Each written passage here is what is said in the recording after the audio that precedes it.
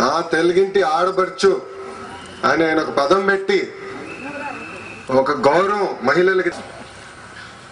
మన నాయకుడు ముఖ్యమంత్రి గారు చంద్రబాబు నాయుడు గారు మహిళలు పురుషుల కన్నా ఎలా అద్భుతాలు చేయగలుగుతారో నిరూపించింది మన నాయకుడే చంద్రబాబు నాయుడు గారు. అవునా కాదక్క? గత 1994 నుంచి 2004 వరకు మన ఆడపిల్లలు స్కూల్కి బడికి వెళ్ళడానికి అనేక ఇబ్బందులు పడుతున్నారని ఆనాడే లక్షలాది సైకిళ్లు కొని మన అక్కలకి ఇచ్చిన ఘనత మన నాయకుడు చంద్రబాబు నాయుడు గారు. అంతెందుకు, ప్రతి గ్రామంలో డ్వాక్రా సంఘాలు ఏర్పాటు చేసి 1992లో హెరిటేజ్ సంస్థ పెట్టారు. కరెక్ట్ గా పెట్టిన సంవత్సరం తర్వాత ఆయన మంత్రి అవటం జరిగింది. ఇట్లా కాదు, నేను మంత్రి అయిన తర్వాత నేను వ్యాపారం చూసుకోలేదని మా అమ్మని తీసుకొచ్చి పెట్టారు. 1992లో పెట్టిన సంస్థ హెరిటేజ్ ఈ రోజు 2014కి 2200 కోట్ల టర్న్ ఓవర్ చేస్తుంది.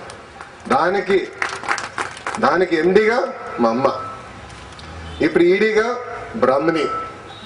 మేము ఇంట్లో నవ్వుకుంటా ఉంటాం, వాళ్ళిద్దరు సంపాదిస్తే నేను నాన్న కలిసి ఖర్చు పెడతా ఉంటారు.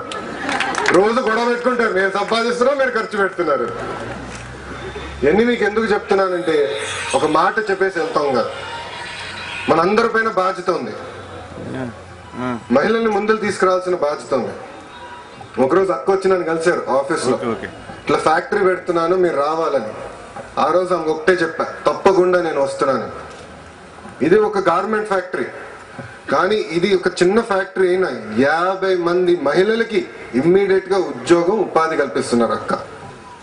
మనం అక్కని స్ఫూర్తిగా తీసుకుని ప్రతి మండలాల్లో ప్రతి గ్రామాల్లో కూడా ఇలాంటి ఒక చిన్న ఫ్యాక్టరీ పెడితే కానీ వేలాది మంది మహిళలకి ఉద్యోగ ఉపాధి ఇవ్వగలం.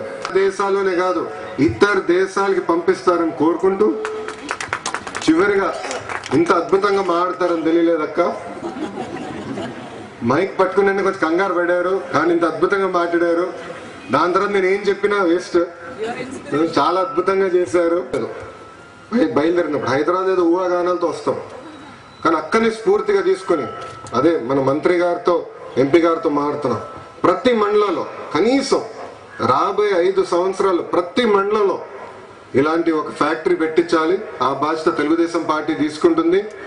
100కి 100% వేలాది కాదు లక్షలాది ఆడపడుచులకి ఉద్యోగ ఉపాధి కల్పించే బాధ్యత తెలుగుదేశం పార్టీ తీసుకుంటుంది.